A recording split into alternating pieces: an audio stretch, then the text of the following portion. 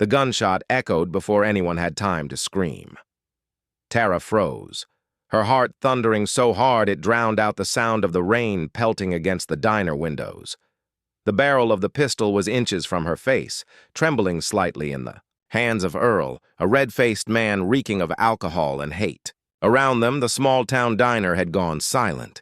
Customers huddled in booths, eyes wide, breath caught in their throats. "Say it again!" Earl barked, his voice cracking. "Say it like you mean it, girl!" Tara's voice quivered, but she didn't back down. "I said you don't scare me." The room spun with tension. She stood behind the counter, apron soaked with coffee, shaking but defiant. Behind her, the fryer hissed. The air smelled of grease, fear, and something burning. Earl's finger tightened on the trigger, and for a moment, Tara thought her life was over. But it hadn't started that way. Just hours earlier, she'd been pouring coffee for the night shift. Truckers, factory workers, a couple of regulars. The Silver Star Diner, a faded building on Route 76, had been her workplace for 3 years. Tara, a black woman in her late 20s, had grown used to whispers and cold stares in this mostly white rural town. She smiled through insults, served food to people who wouldn't touch her hand, and cleaned up their messes after hours. "Keep your head down, baby," her mother used to say. "You can't change everyone." But that night, something in Tara refused to stay quiet. It started when a group of men came in after midnight, Earl and his friends, all from the nearby mill, half drunk and itching for trouble. They sat in the corner booth, laughing too loud, throwing racist jokes like darts.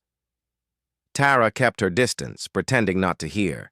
She knew the type, but then she saw the new kid, a teenage busboy named Calvin, skinny and nervous, wiping tables near them. One of the men tripped him on purpose, spilling an entire pot of coffee on the floor. The laughter that followed was cruel and sharp. "Hey," Tara said, her voice firm. "You don't treat people like that here." The diner went silent. Earl leaned back, grinning. "We were just having a little fun. Don't get all righteous on us." "I'm not," Tara replied. "I'm asking for respect." The grin disappeared. The air thickened.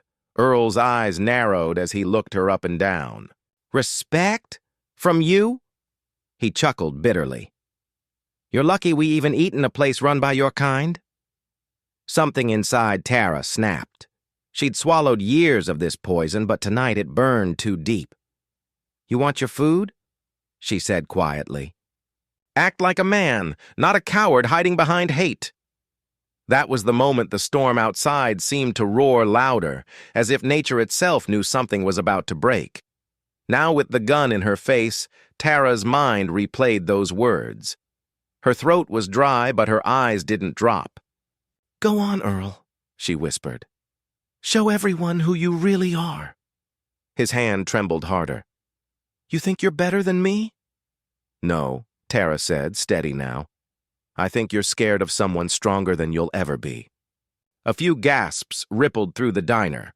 Someone in the corner began to sob. Even his friends looked uneasy. And then, sirens.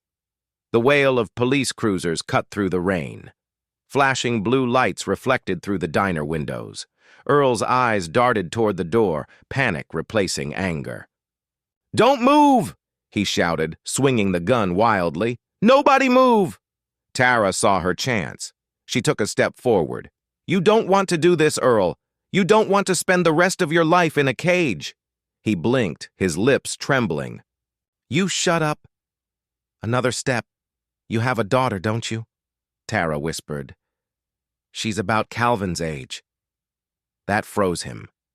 For a heartbeat, he was no longer a monster, just a broken man, haunted by the face of a girl who might someday see him like this. Tara reached out, slowly trembling, and touched his wrist. "Don't make her remember you this way." For 1 second, the world held its breath.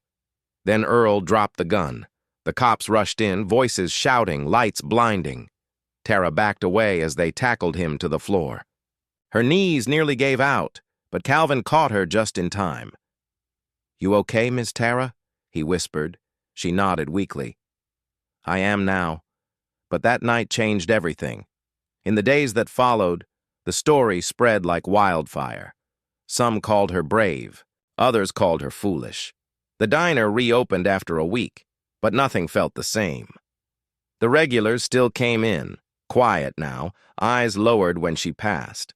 Some mumbled apologies, others left bigger tips, but Tara didn't care about that. What mattered was what she'd seen in their faces. Shame, yes, but also something else. Awareness.